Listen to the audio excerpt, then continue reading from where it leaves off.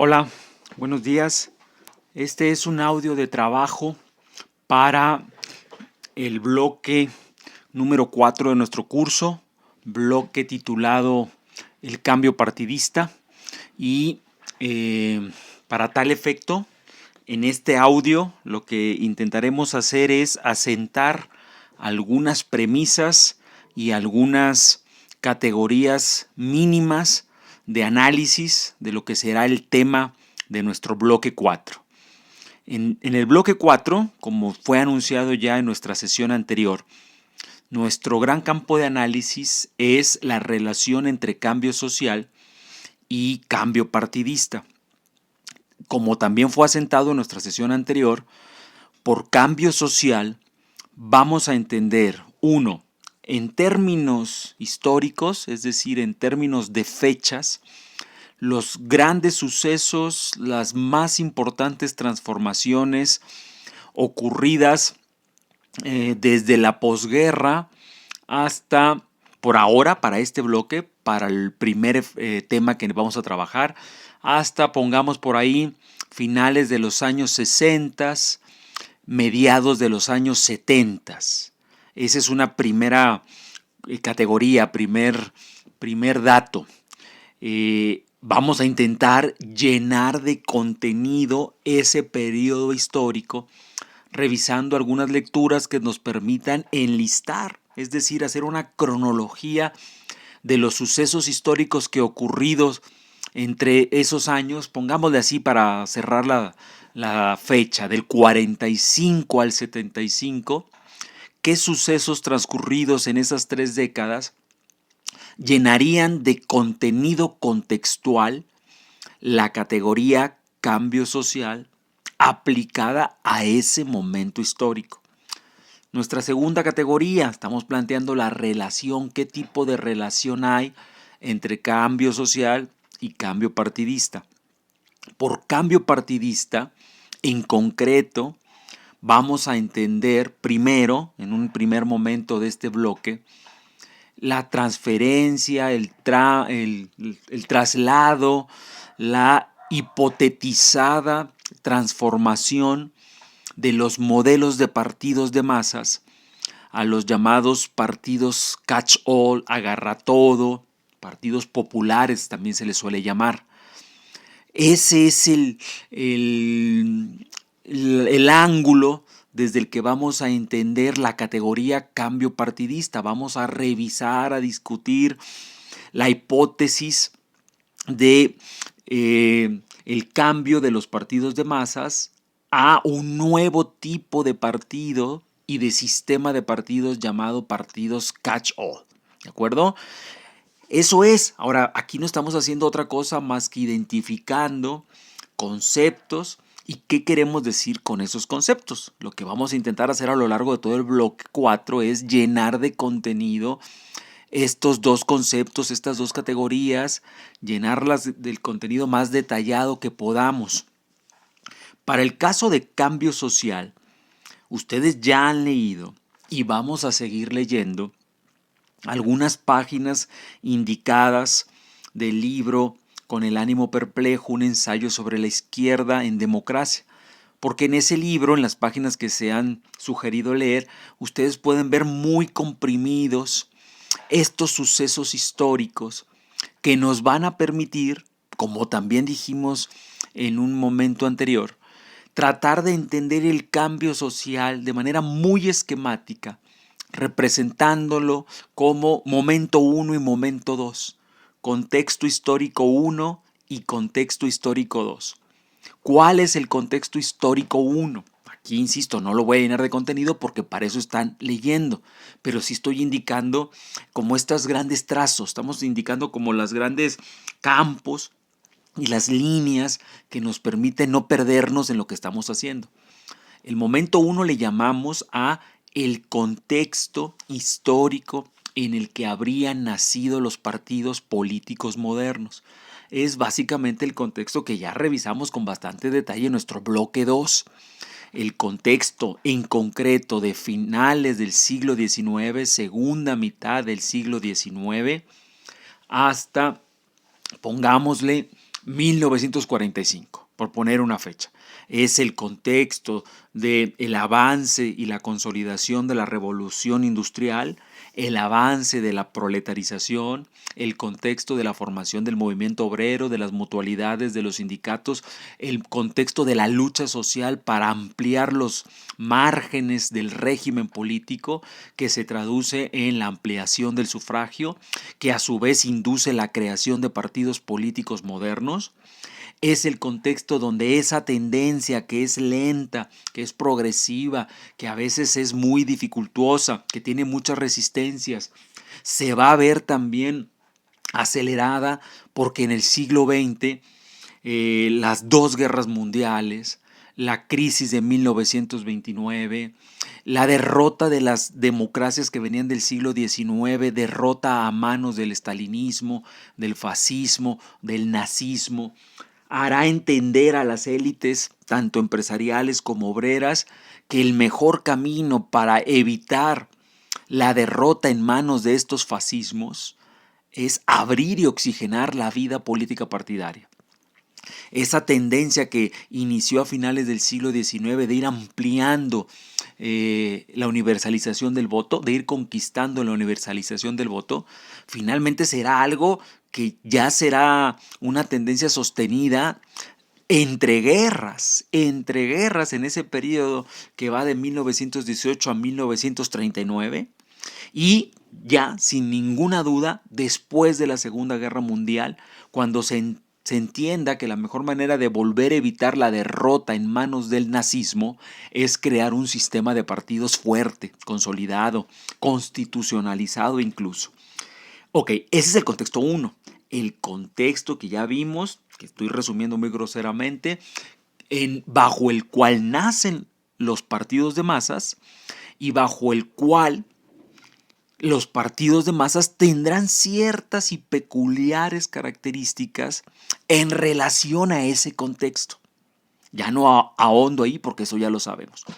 Contexto 2, y aquí empieza la diferencia. Contexto 2, el contexto que después de la posguerra, este contexto que dijimos de 1945 a 1975, empezará a tener ciertas características diferentes a ese contexto 1 que venía del siglo XIX y que estas diferencias serán tales que podemos incluso hablar de una nueva atmósfera, de un nuevo medio ambiente, de un entorno lo suficientemente distinto como para obligar a los partidos a recibir la perturbación de un cambio ambiental.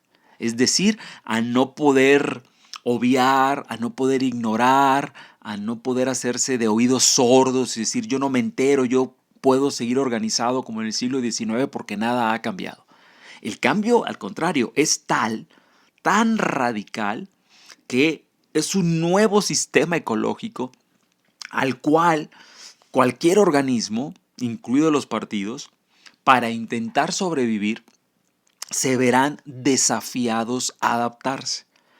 Este contexto 2, tanto el contexto 1 y el contexto 2, es lo que van ustedes a encontrar muy comprimido en las páginas que deben leer del libro Con el ánimo perplejo. Como les dije en ese momento, si ese libro no les gusta, lean otro, no importa, agarren cualquier libro de historia. La idea es que ustedes se hagan un gran panorama de los sucesos históricos que conforman ese contorno. Y aquí quiero hacer una mención de orden metodológico, y es la siguiente. No existe, no ha existido y no va a existir el libro que lo resuelva todo y que a uno se lo ponga muy fácil. En el libro que yo les estoy solicitando leer y les estoy advirtiendo, se los voy a leer porque creo que lo comprime mucho, que está muy resumido y creo que se puede entender lo que está ahí puesto. Aún leyendo ese libro, no están ustedes exentos de hacer la tarea, de tomar apuntes, de construir su propio rompecabezas bajo la lógica que a ustedes les haga más sentido, No esperen leer ese libro y decir, ya todo ese contexto se me dio fácil, me lo entregaron y ya se me pegó. Hay que leer, hay que resumir, hay que trabajar esquemas para que ese contexto que está en un libro aparezca en sus cuadernos, en sus hojas, en sus esquemas, en sus notas, bajo una estructura que para ustedes sea más fácil de entender. Esto se traduce en algo, por ejemplo, muy concreto. Si nosotros necesitamos ver las diferencias entre contexto 1 y contexto 2, una manera muy simple, estoy hablando de un esquema de trabajo muy de secundaria, pero no por eso deja de ser útil, es construir sus cronologías. Construir desde la fecha más remota que ustedes registren, ir viendo cómo, no necesariamente año a año, cada 3 años, cada 4 años o década a década, empiezan a darse sucesos que conforman un entorno. Y cómo de repente, en este periodo que estamos marcando como segundo contexto, del 45 al 75, los sucesos históricos que ustedes puedan conjuntar, con los cuales puedan hacer una cronología, no solo son diferentes a los sucesos históricos con los que hicieron la cronología del momento uno, sino que además erosionan, difuminan, destruyen las bases sobre las que se montó el contexto histórico uno. Eso yo lo puedo decir, lo vamos a decir en clase, voy a tratar de ahondarlo mucho en nuestras sesiones, pero no hay mejor método de trabajo y método de aprendizaje para ustedes que hacer su propia construcción. Y trabajar en eso supone además el genio personal, cada quien lo construirá de una manera muy propia. Por ejemplo, si estamos diciendo que el segundo contexto va del 45 al 75, alguien podría decir, para empezar, es un ejemplo, bueno, si el contexto 2, el objetivo de la construcción de mi cronología es mostrar lo diferente que es al contexto 1, voy a empezar por una fecha con la que todo el mundo está de acuerdo que es un parteaguas, que es una coyuntura, que a partir de ahí las cosas empezaron a cambiar. Por ejemplo, ¿no? Es como un inicio fácil porque agarro una fecha que es indisputada, no hay disputa, no hay conflicto sobre que esa fecha es muy importante. Me refiero a 1968. Y yo empiezo mi cronología y pongo el 68, el movimiento estudiantil significó un cambio, porque las cosas ya dejaron de ser como eran antes por tal y tal razones. Muy bien.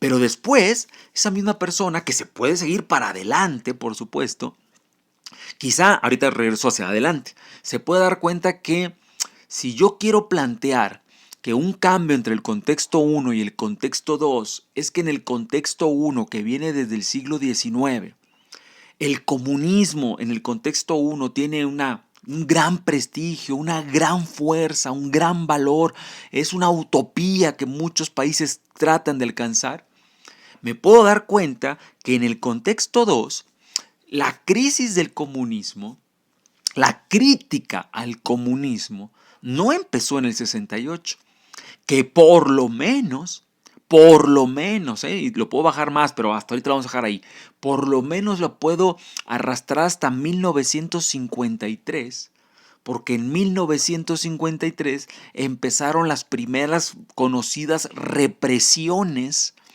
del comunismo soviético a países de la Europa del Este que, siendo comunistas, empezaban a tener algunas protestas populares. En 1953 hubo una famosa huelga en Alemania, en Berlín, en la Berlín del Este, en la Berlín comunista, suprimida, reprimida por las fuerzas soviéticas.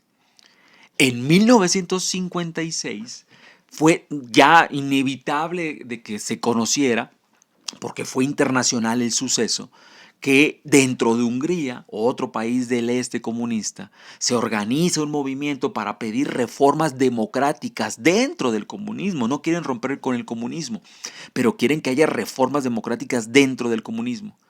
Bueno, esa famosa reforma, lucha húngara fue reprimida por las fuerzas soviéticas, no solo las soviéticas, sino otro tipo de fuerzas que participaron de una literal invasión a la capital de Hungría, a Budapest, para suprimir cualquier protesta dentro del comunismo, 1956. Ese mismo año, Nikita Khrushchev, que era el jefe de gobierno, la cabeza de la URSS, da a conocer en el famoso 20 Congreso del Partido Comunista de la Unión Soviética, da a conocer la existencia de campos de concentración y de una desbordada, irracional e imperdonable represión llevada a cabo en la Rusia bajo el estalinismo. Ya se sabía, pero en ese momento es el momento en que el propio partido reconoce que eso, que era horrible, que era escandaloso, que incluso superó en el número de muertes al nazismo, había ocurrido dentro de la supuesta patria utópica del comunismo. Así que cuando llegamos al 68 y llegamos a la famosa Primavera de Praga, lo mismo en Praga, la capital de la ex Checoslovaquia comunista, el movimiento solicita reformas al comunismo y la Primavera de Praga es acallada con los tanques soviéticos. Así que si fijan, es lo bonito de una cronología. Pero esta cronología no pueden ustedes esperar que alguien se las diga al oído. Lo bonito es construirla. Y digo bonito porque estamos hablando de las ganas de comprender el mundo, la curiosidad que todos ustedes tienen por no tener límites en su entendimiento, en su descubrimiento del mundo. Entonces volvemos al 68. Habíamos empezado la cronología ahí y nos fuimos un poquito para atrás para darnos cuenta cómo todo punto que pongamos siempre va a tener antecedentes. Después del 68 voy a nombrar ahorita unas fechas muy rápidas, no las voy a desarrollar, están en el libro, solo lo pongo como ejemplo.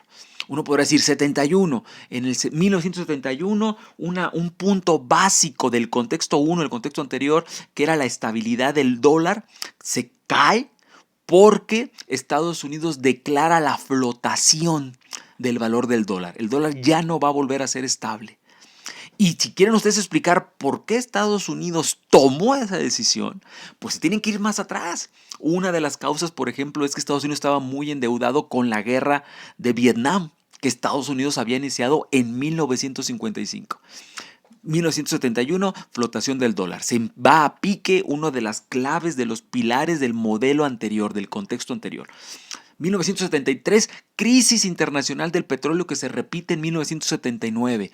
Otra clave del contexto 1, que era la estabilidad del precio petrolero, se va a pique porque empieza en el 73 una ola de crisis a las materias primas. Todas las materias primas empiezan a subir como consecuencia de que la estabilidad financiera empieza a derruirse. 1975, la famosa comisión internacional llamada trilateral decreta en un estudio que el problema de los conflictos que hay en el mundo, me ahorro los conflictos, los menciono rápido: el asesinato de Kennedy, el asesinato de Malcolm X, el asesinato del otro Robert Kennedy, el asesinato, por supuesto, de Martin Luther King, los grupos terroristas que surgen en la Europa, en Alemania, en Italia, en España, en Irlanda, el conflicto israelita-palestino, todos esos conflictos llegaron a crear una percepción de que las democracias eran ingobernables, que estaban a punto de ser destruidas por la crisis social, por las revoluciones sociales. Son los años también donde se da la lucha de la descolonización en la África, en América Latina. Son los años de las guerrillas en muchos lugares del mundo.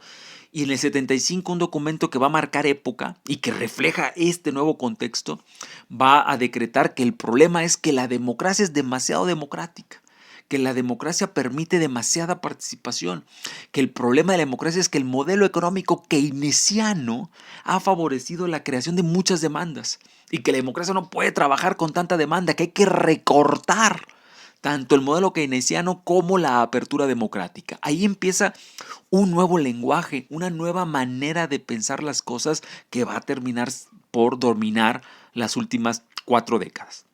1978, la creación del sistema monetario europeo por primera vez en Europa, como fruto de la crisis económica en la que se encuentra Europa. Europa crea un organismo supranacional, quiere decir por encima de las soberanías nacionales de los países. Habrá un nuevo órgano creado de manera antidemocrática porque no es electo, no es votado, y ese nuevo órgano tomará las decisiones de política económica por encima de la política nacional de cada país. Los países, para intentar salir de su crisis, delegan funciones básicas de la política económica que ya no van a depender de sus presidentes, que van a ser tomadas por unos organismos contramayoritarios, supranacionales y claramente tecnócratas. Esta lógica, la lógica tecnocrática que no estaba en el contexto 1, empieza a ser muy dominante en el contexto 2. 1978, el famoso invierno del descontento, se da una huelga larguísima de más de un año en Inglaterra como fruto de la crisis de un modelo económico que era el keynesiano, que ya no da para más, y esa huelga va a acabar, lamentablemente después de un año, con la derrota del movimiento obrero, porque el gobierno, que ya no es el gobierno laborista del contexto 1, sino que ahora es el gobierno de derechas, de una nueva derecha. Otro cambio. En el contexto 1, el gobierno de derecha era de la democracia cristiana. En el contexto 2, la derecha ya no va a ser esa derecha tradicional demócrata cristiana, va a ser una derecha nueva, empresarial, tecnocrática, llamada neoliberal.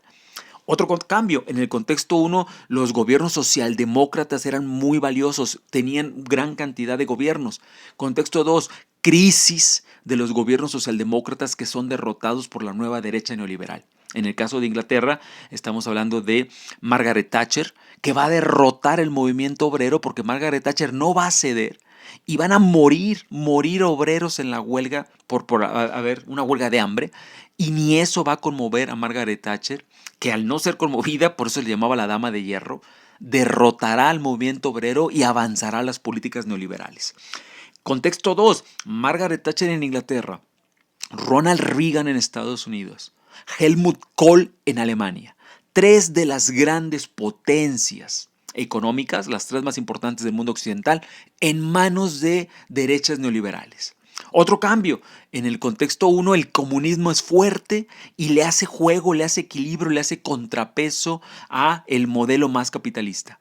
En el contexto 2 el comunismo se sabe desde los años 70, es cuestión de tiempo que desaparezca, porque ya no es autosuficiente, porque la Guerra Fría que lo llevó a competir con Estados Unidos en aquella locura armamentista pone en crisis el modelo comunista. Así que ya nos encontramos desde los años 70, en los 80 ya más claramente, con un modelo capitalista que ya sabe que está por ganar la lucha histórica, que ya no va a tener rival histórico que le pueda hacer sombra. Eso va a hacer, por supuesto, que el capitalismo avance. Pero no solo eso. Quizá el cambio más importante entre el contexto 1 y el contexto 2, no el más importante, pero uno de los más notables, es que el capitalismo del contexto 1, el del siglo XIX, el que llega hasta los 30, 40, 50, 60, es un capitalismo industrial, fordista, estatal, nacionalista. El capitalismo del contexto 2, por avances científicos, tecnológicos, digitales, será el capitalismo de las computadoras, el capitalismo de la electrónica, el capitalismo de lo digital, el capitalismo de Facebook, el capitalismo de Twitter, el capitalismo de las laptops, de los teléfonos celulares. Es el capitalismo que se llama de la cuarta revolución industrial, que avanza hacia un modelo económico cada vez basado más en unas sociedades postindustriales, desterritorializadas, en las sociedades globalizadas, donde la forma económica ya no está atada a aquella vieja industria fijada en un terreno nacional. Entonces, ese es el cambio, quizá uno de los más importantes, más notables, más capitales, ¿de acuerdo? Entonces, hacer esas fechas, y ahí paro, tendrían que hacer ustedes todas las demás fechas, me faltaron varias de los 70s y todas las que vienen en los 80s y los 90s, pues está claro que nos ayuda porque nos permite tener un panorama para ver de qué estamos hablando cuando hablamos de cambio social. ¿De acuerdo? Hasta aquí con la primera categoría, cambio social. Segunda categoría, cambio partidista. Recuerden que estamos trabajando la relación cambio social, cambio partidista. Dos o tres cositas muy simples, porque este audio ya se alargó mucho y tiene que ser breve. Muy simples. Para leer a Kirchheimer. ¿Por qué? Porque cuando decimos cambio partidista, habíamos dicho que estamos hablando de la posible sustitución de los partidos de masas por los partidos catch-all. Después vamos a hablar de otro modelo que es el partido Carter, pero ahorita estamos en este momento donde tenemos la hipótesis de que por el cambio social los partidos de masas habrían necesitado transformarse en un nuevo modelo de partido llamado catch-all. Al respecto de esto, algunas nociones también metodológicas sobre Kirchheimer, porque el texto lo van a leer y lo van a discutir conmigo en la sesión. 1.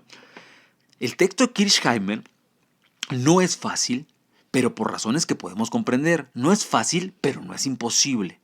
Primera razón, nosotros estamos acostumbrados ahora a un tipo de escritura demasiado estandarizada, demasiado pensando en seguir un modelo definido que presuntamente le haría más fácil al lector trabajar los textos. Es un modelo tan estandarizado que incluso cuando ustedes mandan un artículo a una revista, la revista les dice tanto números de caracteres.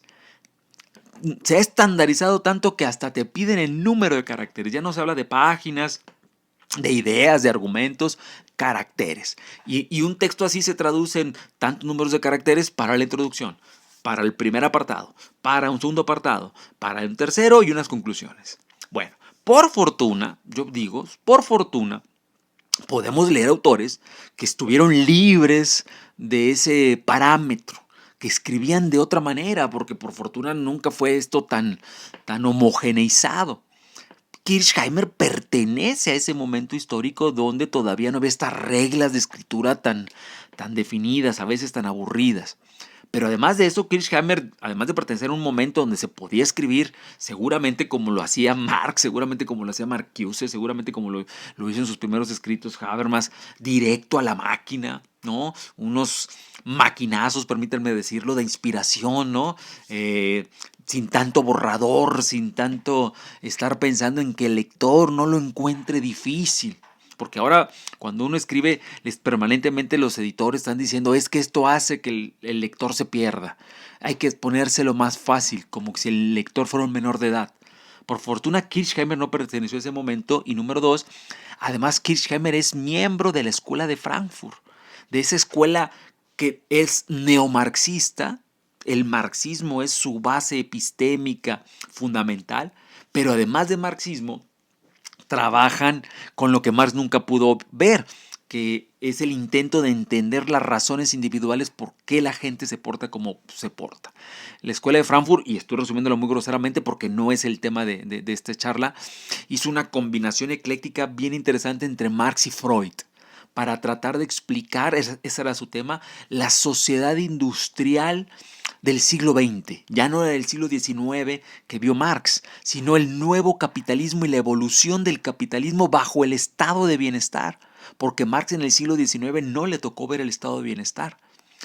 La escuela de Frankfurt intentará ver eso y con el marxismo y con la literatura de Freud lo hará desde un ángulo muy, muy crítico, tan crítico, que autores, quizá en esto Kirchheimer es rebasado por otro autor como Adorno, pues van a terminar diciendo estos autores de la escuela de Frankfurt que la sociedad ya no tiene salida, que el capitalismo nos ha engullido, que no hay ninguna esperanza, que hemos sido totalmente enajenados y colonizados. Bueno, ese es como un antecedente que tienen que tener claro con Kirchheimer. No es fácil, no tiene por qué serlo, pero si lo leen ustedes con lupa, con detalle, si lo releen, se van a encontrar con cosas muy puntuales y muy, muy, muy interesantes.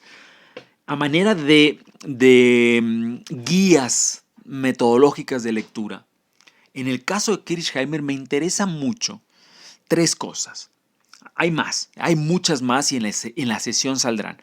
Pero las tres más importantes que me interesan es que ustedes registren la definición y las características del partido Catch-all. Es una tipología que Kirchheimer está proponiendo. Él es el autor de esa tipología.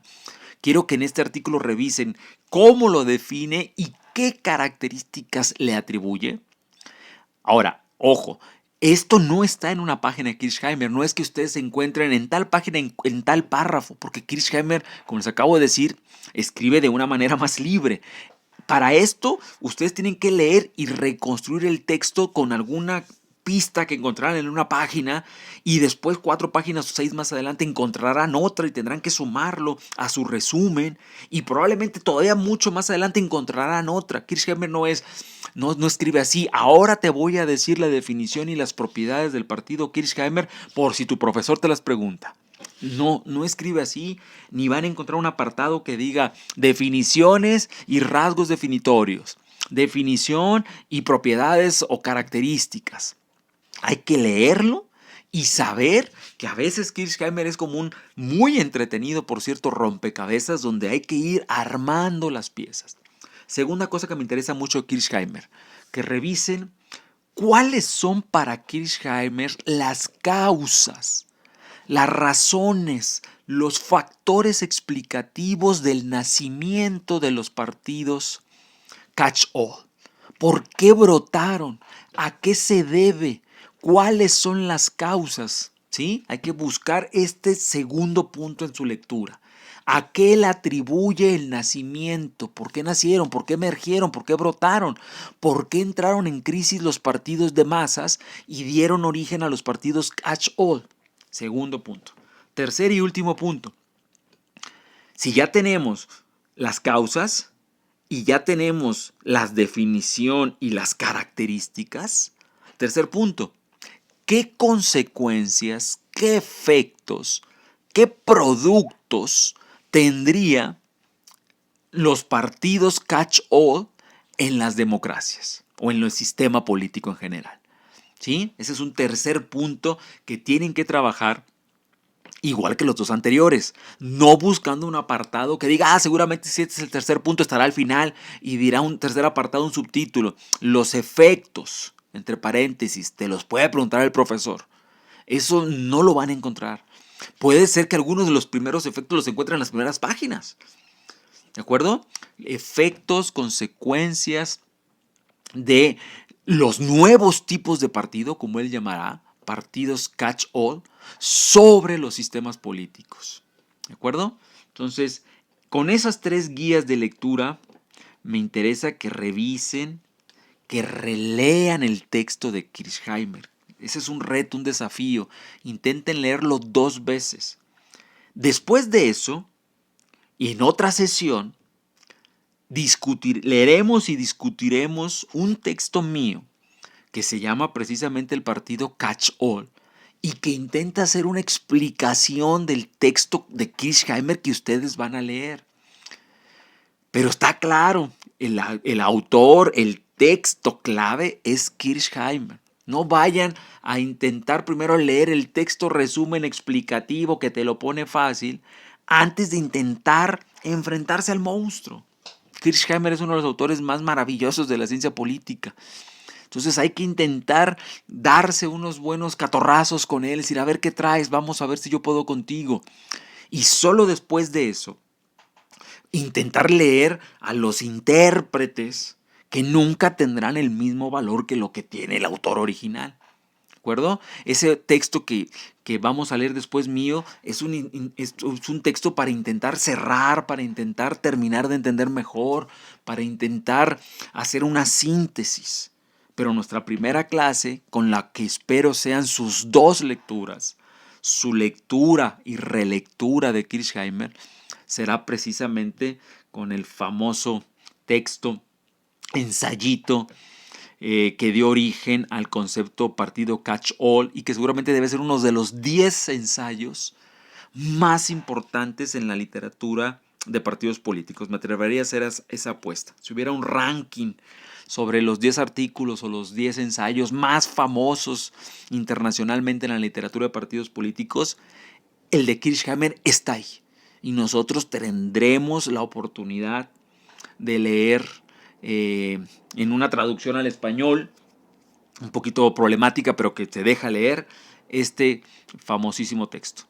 Así que espero que este audio les sea útil, espero que motive su interés, que motive su curiosidad y sus ganas de entrarle con toda la lectura de Kirchheimer y este importante tema del cambio social y el cambio partidista. Lo dejamos hasta aquí. Muchas gracias. Chao, chao.